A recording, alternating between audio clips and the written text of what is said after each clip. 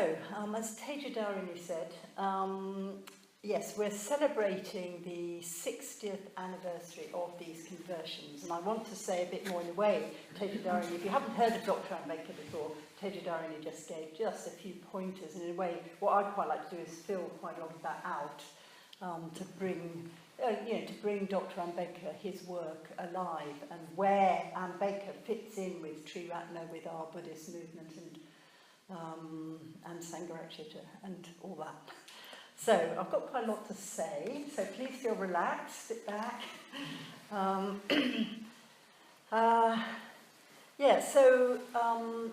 This month, the month of October, throughout Triratna centres, Buddhist centres, I think worldwide, we're celebrating Dr. Ambedkar, because it was exactly 60 years ago he converted to Buddhism. And we're doing that not only to show our sort of solidarity with the Triratna Indian wing of the order and movement in India, but also I think we're trying to take in more deeply the impact that Ambedkar, this rather extraordinary man, had on and has on Buddhism worldwide. So I'd like to sort of try and bring out something of that.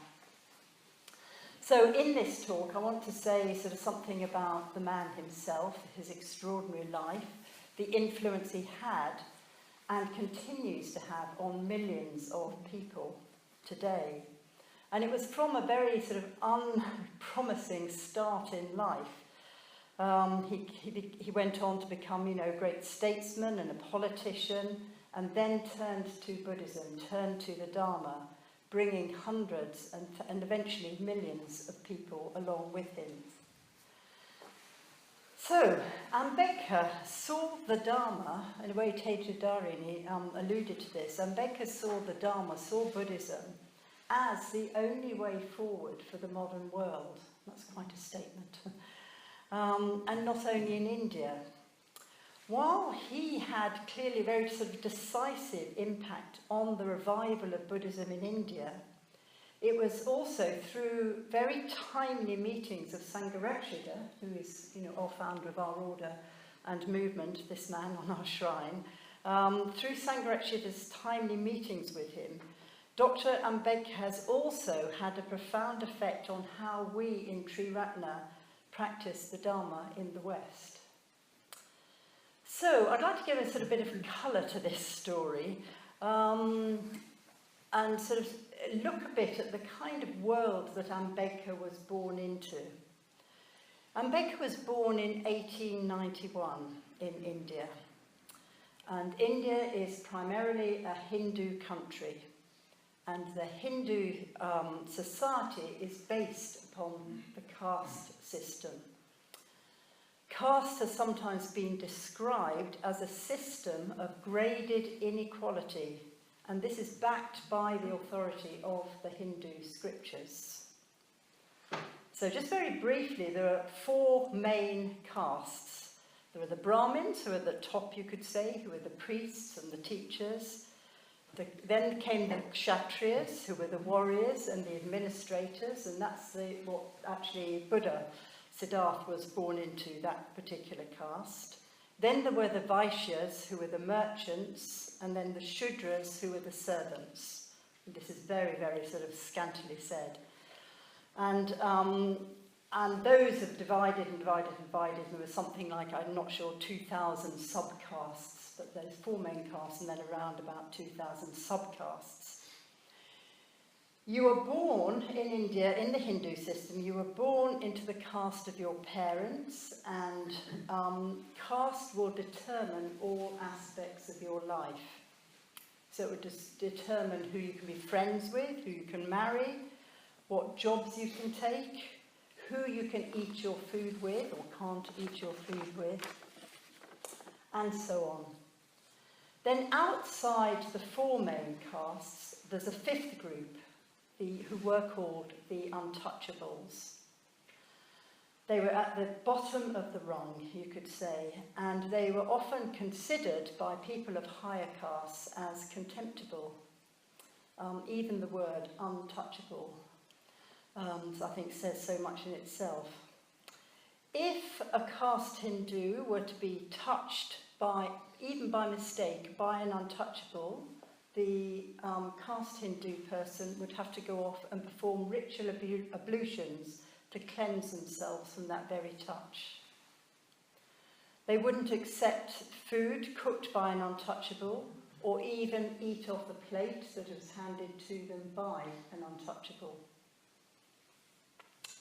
In some extreme cases, and this was certainly sort of in villages, at sunrise or at sunset, the untouchables had to sort of slink around the edges, because even if their shadow should fall upon a caste Hindu, they would have to go off and cleanse themselves, the caste Hindus.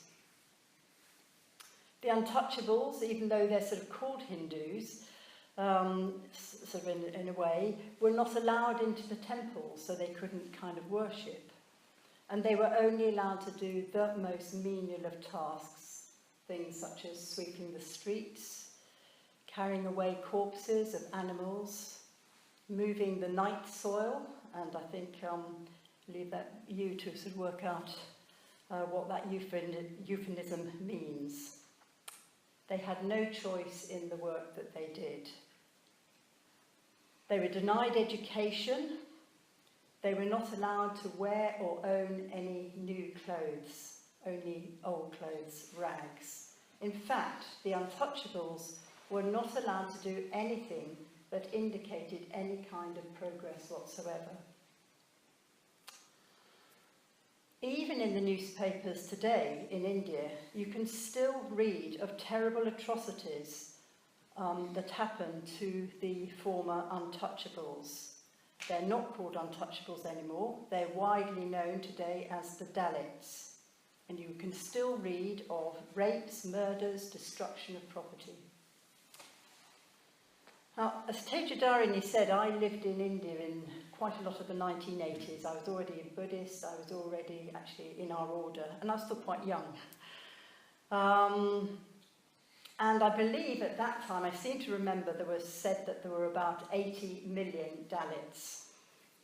Today in India, I believe, there are over 200 million Dalits, or former untouchables, which is about a sixth of the whole population. So, untouchability was actually declared illegal in 1951. However, you can't wipe out centuries of prejudice merely by an act of Parliament. So this is the kind of background, the kind of world that Ambedkar was born into. So this man, Bhimrao Ambedkar, was born in 1891.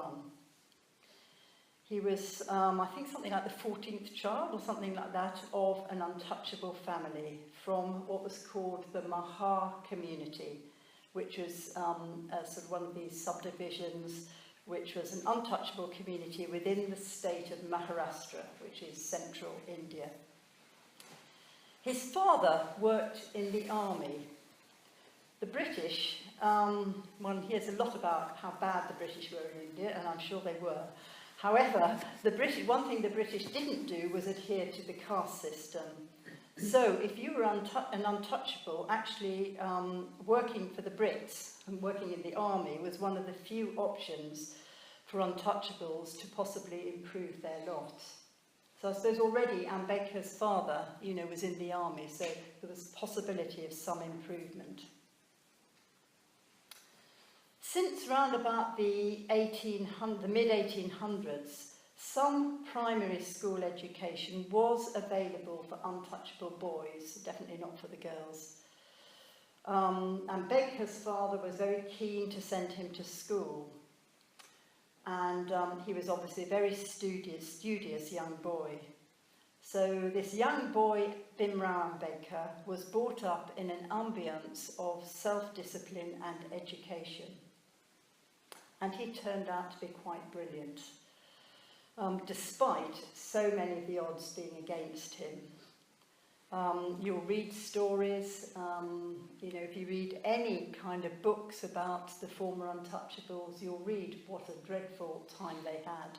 And Ambedkar himself was no exception to this. He had to sit outside the classroom to learn his lessons. He wasn't allowed to sit in with the other children. So, if you imagine this was a classroom full of, 50, 60 young kids, and then the untouchable boys would have had to be listening to their lessons from outside. The teachers weren't allowed to touch their chalkboards, the equivalent of their exercise books,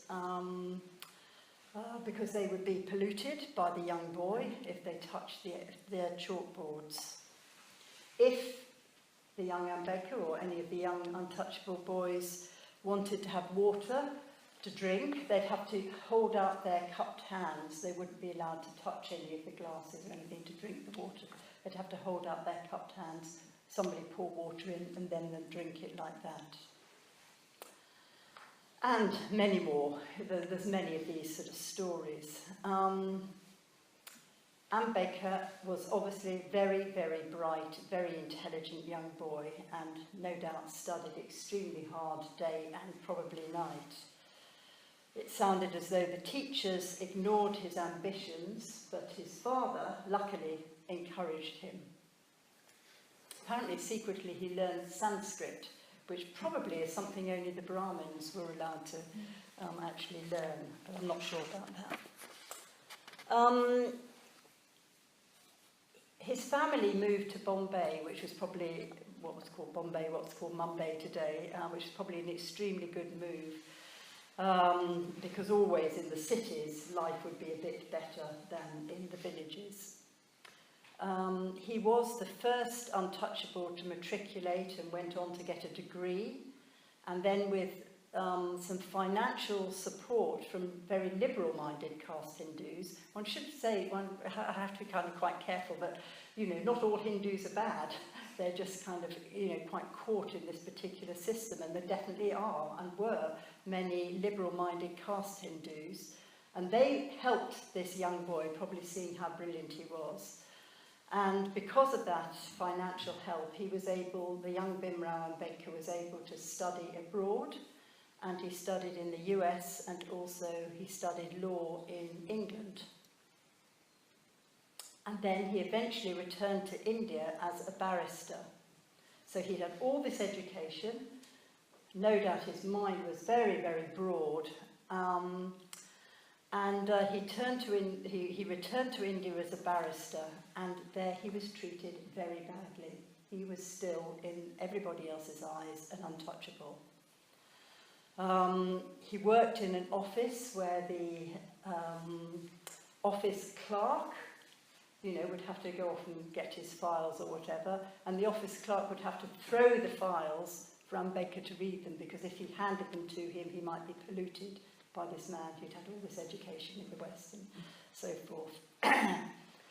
And it was when Ambedkar had this sort of experience that he realised that nothing really had changed. He'd had all this education and things, but things back in India, nothing was really changing. I think it's interesting to sort of think that, Ambedkar, he sort of could have stayed in the West. He probably could have carved out a very nice life for himself, but he didn't, because he really wanted to help his community, the other untouchables. On his return to India, he very quickly became a leader, first of all, of his own sort of small sub-community, the Mahars. But he also very quickly gained considerable following amongst other untouchable communities throughout India. Ambedkar was always outspoken. He certainly didn't mince his words. He was passionate. He was completely uncompromising. He set up education establishments. He became a politician. At that time, he probably thought that politics was the best way to effect change.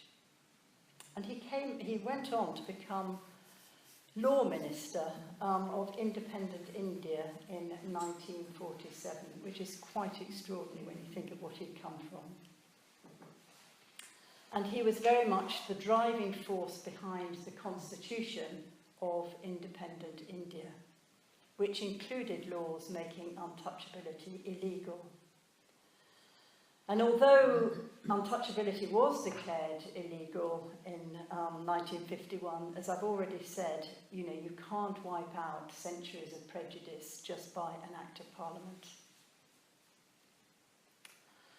So we can see, I'm sort of racing through this in a way, because in a way I want to get, it's just such an extraordinary story and there's so much more, but I want to get through the bit that, I think probably speaks a lot to all of us those of us who are, Buddhists.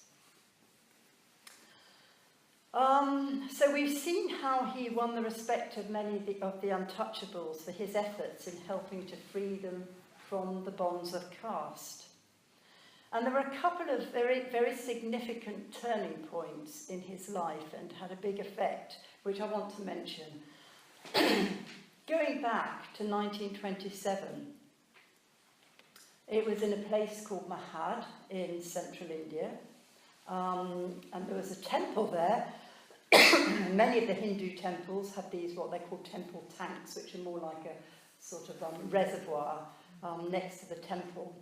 And this had been opened up for the use of the untouchables by the government. The government apparently looked after this tank and maintained it, and they opened it up for the use of the untouchables, which was quite unheard of. But for 2 years, none of the untouchables actually dared to go to that tank and take off its water. So, Dr. Ambedkar gathered together thousands of his followers, and they formed a peaceful demonstration to go down to this tank and to drink of the waters, thereby asserting their rights. They did this, and it was peaceful, started off peaceful. The Orthodox Hindus were furious, not only because they feared the untouchables might enter the temple itself, but because as far as they were concerned, the water was now polluted. Riots broke out, and the caste Hindus went ahead and ritually purified that water.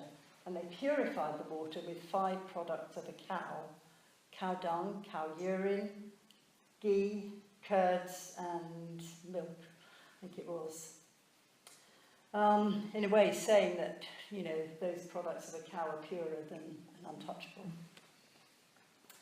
So it was events like this that led Ambedkar to conclude that legal changes were not going to be enough to change people's attitudes. So that was one significant sort of turning point, which clearly Ambedkar sort of thought things are not changing. And it was later that same year, 1927, that Ambedkar burnt a copy of the Manusmriti. Now, the Manusmriti is the sacred law book of the Hindus, which still gives scriptural authority to the inhuman treatment of the untouchables. For example, it says, so this is a scriptural authority, that should an untouchable even overhear the sacred scriptures, he or she would have molten lead poured into their ears. And apparently this happened. So Ambedkar, a very public statement, burnt a copy of the Manusmriti. And at the same time he declared, "Though I was born a Hindu, I solemnly declare I will not die a Hindu." That was right back in 1927. And it was acts like this which led him later to remark that he was probably the most hated man in India. He was so outspoken. So, having stated that he was solemnly not going to die a Hindu, he went on to study the major philosophies and religions of the world, looking for guiding principles in which human beings could reach their highest potential. He felt that men and women needed ideals for which to strive, and he set himself 4 criteria that needed to be present in any religion or philosophy for it to be acceptable. And I'm very much paraphrasing here. So the first of his criteria was to encourage the highest values in humanity. So if he was going to choose a religion or some philosophy, it would have to encourage the highest values in humanity. Now we as Buddhists, you may be fairly new to Buddhism, but some of you have been Buddhists probably quite a long time. And sort of in Buddhism, we know how if you take just the threefold path of ethics, meditation, and wisdom, these are the highest values, you could say, in Buddhism. You could take any formula, really. So definitely he felt that Buddhism offered those highest values. His second criterion was it would need to be, whatever religion he chose, it would need to be in accord with reason. Ambedkar had a lot of first-hand experience of the negative consequences of superstition and blind belief. A lot of atrocities happened in India because of people's blind beliefs. So he'd seen that, and a lot of superstition that goes with it. Just the whole thing of, that a cow dung can pollute, can cleanse something that you as an ordinary human being who happens to be an untouchable has polluted, So his religion or philosophy would need to be in accord with reason in that sense. His third criterion was that it would need to encourage liberty, equality, and fraternity. Now, we probably know these a bit more from the French Revolution, but anyway, he took those up. Where basically you could say where there would be no caste, no gender discrimination, and so on. And fourthly, his fourth criterion was that it would not sanctify or ennoble poverty. And he has I always find this very moving quote, where Ambedkar sort of said, renunciation of wealth by those who have it may be a blessed state, but poverty never can be. And he went on to say, to declare poverty to be a blessed state is to pervert religion, perpetuate vice and crime, and a consent to make earth a living hell. Again, as we know, the Buddha taught a middle way. So, Ambedkar set himself these four criteria. And he looked at all the major world religions in a way to see what would fit with those. So he looked and studied Islam and Christianity. He studied communism and Sikhism and Buddhism in the light of these criteria. He was even offered money for he and his followers to convert to Islam, but he declined. And he came to the conclusion that Buddhism was the only one that would fulfill these four criteria. So you might say, well, why didn't he convert, way back in sort of, in the sort of 1930s or even 40s? Why did he wait till 1956? Well, he wasn't ready to convert immediately, because it was not just his own going for refuge that he was interested in. He wanted to lead his followers there as well. And to do that, he had to prepare the ground very, very thoroughly. And this meant, for example, a lot of extensive study, the giving of scores of lectures, also many writings, including his well-known book in India, which is called The Buddha and His Dharma. So, all that took a long time, and he was getting probably a more sort of frustrated man in some ways, and he was also getting ill. So it wasn't until the 14th of October 1956, so exactly 60 years ago this month, that he eventually converted to Buddhism.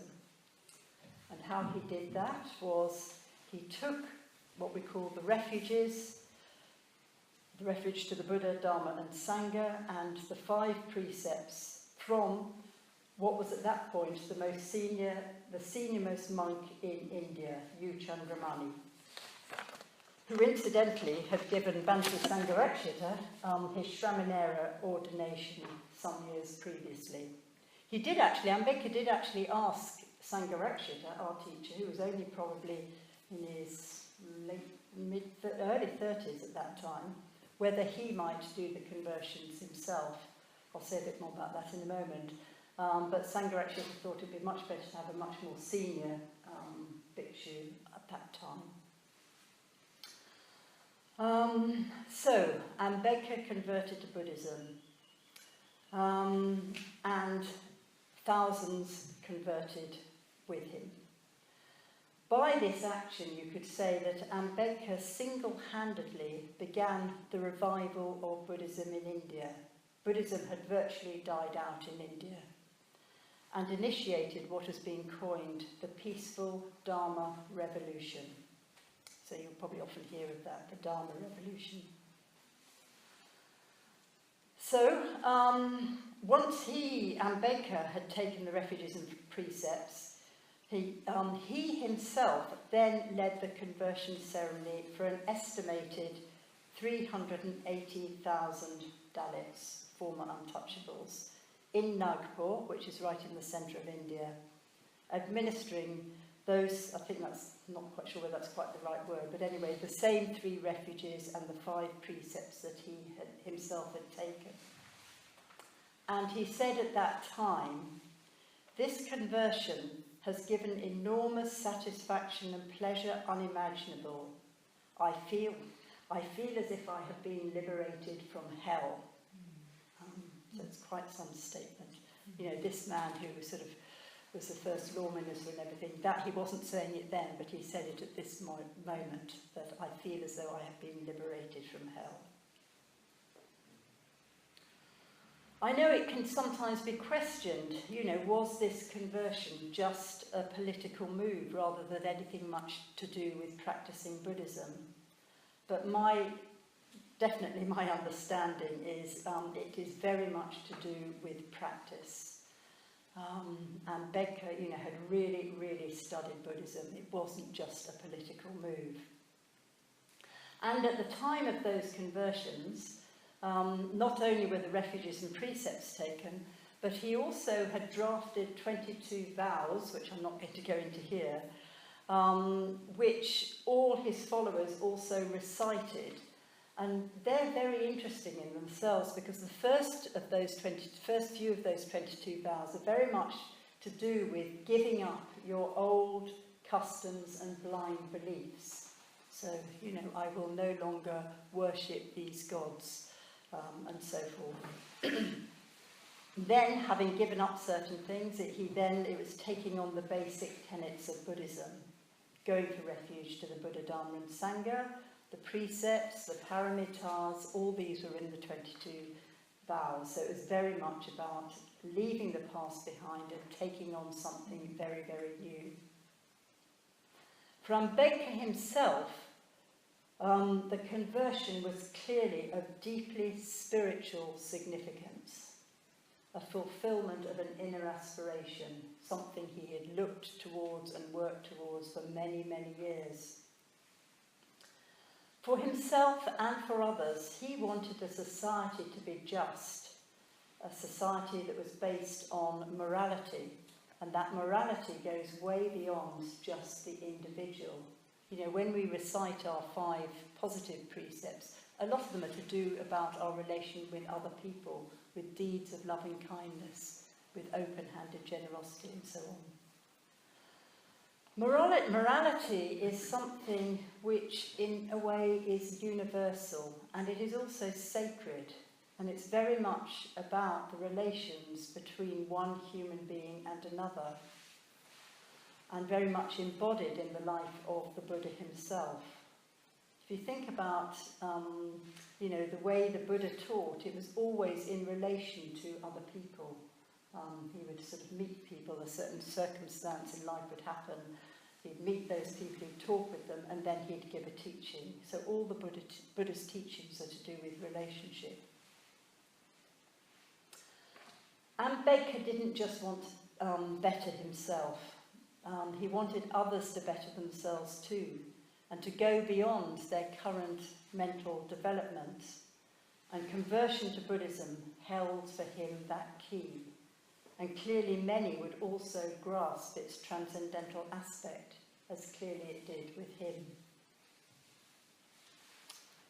At the time of those conversions, Ambedkar was already a very sick man, and tragically, only 6 weeks later, but at least it was later, at least it had happened, Ambedkar died, leaving his followers, his thousands, his millions of followers, distraught, without a leader, and in a state of shock and grief. Now, it so happened that Sangharakshita, the founder of Triratna, who was, around 30 years old, was living in Kalimpong in northern India at that time. But at the time when Ambedkar died, Bhante was himself in Nagpur, which was the centre and stronghold of the Ambedkar supporters.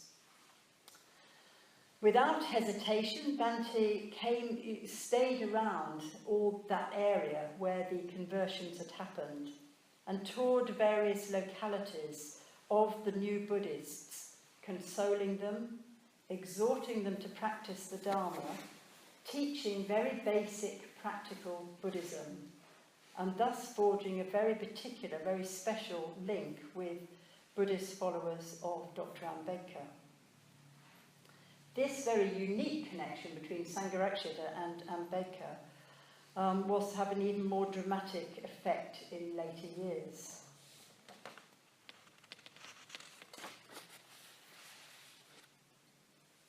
So, Sangharakshita, for many years, for many winters after these conversions, he would come down from northern India and come down and give more teachings, give more lectures, tell these new Buddhists, what Buddhism actually was, how they could practice.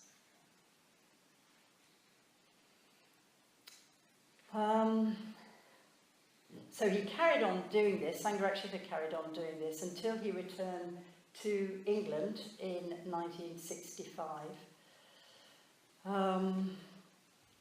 And he was also, it was also then, when Bhante came west and then founded our movement, Triratna, that he was very much then encouraging, one order member in particular, Dharmacharini who was an English order member, very young English order member, to go out to Pune in 1978 and set up the Triratna wing of our movement in India. And Lokamitra still lives and works in India. Married an Indian woman, got 2 children who are pretty much grown up now, and still lives and works and is extremely active out in India.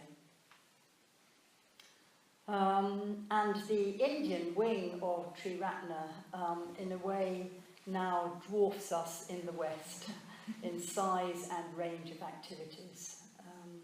It's huge what they're doing in India.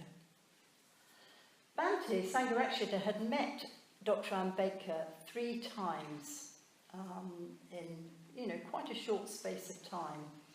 And you can read, if you're interested in sort of following up the story, you can read about those 3 meetings in a book that Bhante Sangharakshita wrote called Ambedkar and Buddhism.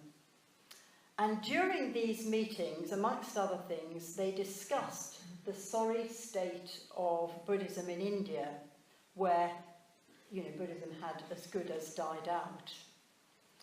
Dr. Ambedkar had outlined his ideas on the need for a different kind of Buddhist Sangha.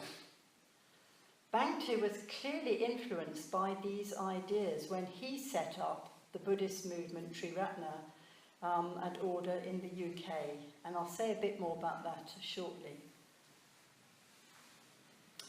It's important, I think, for us to understand at that time, and to a considerable extent it's still the case in traditional Buddhist countries such as Thailand and Sri Lanka.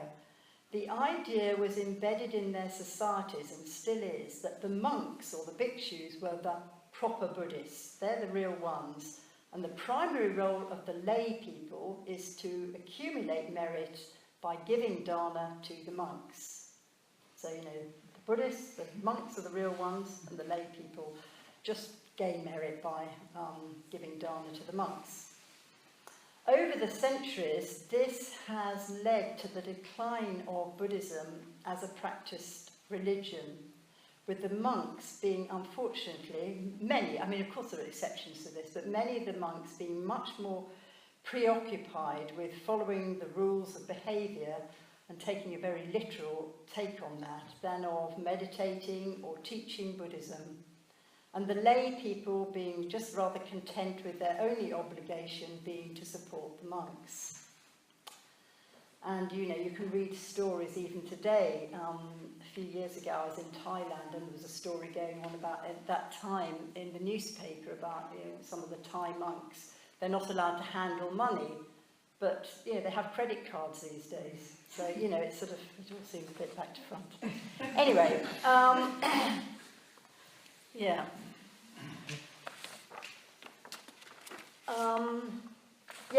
Just one thing I want to just sort of mention here. You know, I said earlier that I thought it was interesting that Ambedkar could easily have stayed in the West and probably sort of carved out a sort of nice niche for himself, but he wanted to go back and help his people. And I often feel with Sangharakshita, he could easily have stayed in Kalimpong and just in a way, you know, he had quite a nice life up there. He was a monk. He had a very literary life. He could have sort of stayed there and never done sort of much more. And in both cases, you know, what Ambedkar did was absolutely massive. And what Sangharakshita did by coming west and founding our order was also massive. So, you know, it was really good. Sometimes one has to take these big changes and leaps of faith for something much greater to come into being. So when Sangharakshita, and I also want to, this is where they sort of so much dovetail into each other, I feel, Sangharakshita and Ambedkar. So Sangharakshita set about, when he came west, set about creating this new kind of Sangha, which we of course know as Triratna, very much along the lines that Ambedkar was talking about. You know, in our order and in our Sangha, there is no monk-lay split. Yeah? We don't have monks. You know, some people take an anagarika vow, which is, you know, vow of celibacy, but we don't have monks and nuns. There is ordination for men and women. It's exactly equal, always has right from the start, which is very unique, you know, in the Buddhist world today. And an order with the centrality, what we call the centrality of going for refuge to the Buddha, Dharma and Sangha, regardless of what lifestyle you have. So, you know, you can be in our order and, you know, whether you're a family person or a single person or choose to live a life of celibacy, your primary commitment is the going for refuge to the Buddha, Dharma, the Sangha, and the lifestyle is secondary. Bhante also set up our Sangha without having to have endless rules and regulations, you know, the strong Vinaya that so many of the monks had to adhere to, still do. At the same time, we have very sound ethical guidelines, which go back to the Buddha himself. You know, our 5 precepts are very, very sound. And in the order, we have 10 precepts, but they're guiding principles. They're not sort of laws and rules. So I think it's very fair to say that Ambedkar had considerable influence on Bhante's thinking when Bhante Sangharakshita was setting up Triratna. Just as Bhante had significant influence on the new Buddhist movement in India after Dr. Ambedkar's death, because had there not been that, you know, already the new Buddhists in India were factionalizing, and in a way I think Bhante drew them together. And then later that influence was built on by Lokamitra and others through the early work of Triratna in India. From 1978 and the formation of the Indian wing of Triratna, our order and movement has attracted thousands of Indians, men and women, whose conversions from Hinduism are directly because of Ambedkar. So, you know, our Indian wing of the movement is very, very sort of strongly adhered to, or sort of connected to Ambedkar and those conversions. And if they were sitting on the, if they had a shrine, they were sitting here now, they would always have a photograph of Ambedkar on the shrine, as well as Bhante Sangharakshita. There is sort of, I'll draw this to a close fairly soon, but there is one aspect of Dr. Ambedkar's vision of a new Buddhist movement that I personally feel we have not yet developed very fully in the West. Dr. Ambedkar placed great importance on the social dimension of the Dharma, aimed at helping the less fortunate, and it was so clear from his life and background what that would be. Giving people courage and confidence and dignity in their struggle for freedom. Our movement in India is much ahead of us in this regard, running many social, what you might put under the umbrella of social projects, student hostels, providing earthquake relief, primary healthcare work, and much more. And if I may stick my neck out a little bit, I might suggest that the Indian movement has something to teach us in this regard. I think we in the West have a tendency, all these are generalisations, but I think we have a tendency to be more psychologically and individually motivated rather than socially orientated. And of course there are exceptions to this. In our movement here, we have the great example of the Karuna Trust. There's all sorts of climate change initiatives and so on. And naturally, many individual Buddhists in our movement are doing very impressive, what you might call social work, social action. But as a movement, I still feel we've got kind of quite a long way to go. And I feel a lot of ever since I've been in the movement, since the mid-76 was when I first sort of came along to Buddhism. A lot of our work, I think, has been building up our movement, building up our order, spreading out, getting centres all around the world. And I still think we could do a lot more collaboratively in the sort of social arena. Anyway, I'll just throw that in. I was very fortunate to meet Dada Rinpoche, who some of you will have heard of, who was a Tibetan teacher of Sangharakshita. And when I went to meet him once, when I was living in India, he said that, Dharma work is wonderful, social work is good, but if you can get social work together with Dharma work, that is actually sort of the best of all, because it can have so much more of a transforming effect on society. So, reaching the end, 60 years ago next week, those staggering conversions happened in Nagpur in central India. 30 years ago, I was living in India, and I remember on that day, 14th of October, the day of the conversions, many of us order members who were out there, the Indian order members and a few of us Westerners who were living there, we were asked to give, it's just obvious that you give lots of public talks on those days. And these public talks, I just want to sort of end with a bit of a description.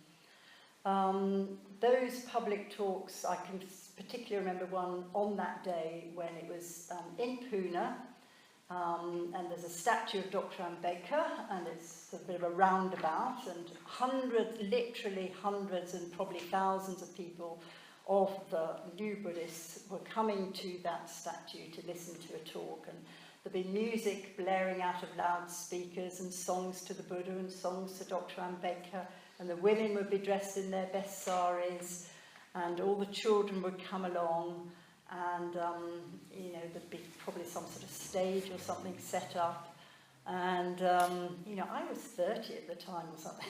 It's amazing. People would come and they'd garland pictures of Dr. Ambedkar, pictures of Bhante Sangharakshita, and they'd have flower petals around the Buddha, And then I would be giving a talk, and it wouldn't be only one talk. In that day, I probably would have started at 6 or 7 in the morning, and throughout the day I might have given 5 talks in different localities, in different probably slum areas, which where most of the Buddhist communities lived. And I'd give a talk on very basic Buddhism, or multiple talks on very basic Buddhism. Possibly talking about the precepts, maybe reminding people of the 22 vows that they or their forefathers had taken. I'd talk about how Buddhism is not just taking on blind beliefs, how it's about change and it needs to be practiced. And, I'd probably give, talk Dharmic principles through sort of telling stories, because a lot of, now it's changing in the last 30 years, India's changing enormously, but at that time, a lot of the people, particularly the women, hadn't ever had the opportunity of education, so storytelling is a very good way to get across what are sometimes slightly difficult principles, and they get stories if you can give really good examples. And I would probably give a great exhortation to follow their great leader, Dr. Ambedkar, to practice what he'd teach, and also what the Buddha taught, so which is what Ambedkar took. So I'd have been doing all that, and then the big garlands, and so on and so forth, and be a lot of eating of food, because you can't go to any of these without also having to go to somebody's house first and be fed, and then another talk, and then another food. And it was, it was great actually. And this will be happening right now at this moment in India. These days leading up to the 14th and the conversions, and particularly because it's 60 years, are going to be greatly celebrated. So there will be music, there will be loudspeakers, and many, many people, the women, the children, they'll all be there. And they'll all be sitting on the ground, and it'll be very noisy and enthusiastic rather than refined. And I think it would be great if they also knew, and I think they will know, certainly in some places, that we in the West also kind of will be celebrating in various ways at different Triratna centres, because I feel that Bhimrao Ambedkar, yes, he obviously its primary starting point was with the former untouchables, but I think he's a great inspiration to any of us in the West as well. So I'd like to leave you just with that image of all the people in India at this moment, sort of remembering Ambedkar and what he did for them and for their uplift. Thank you.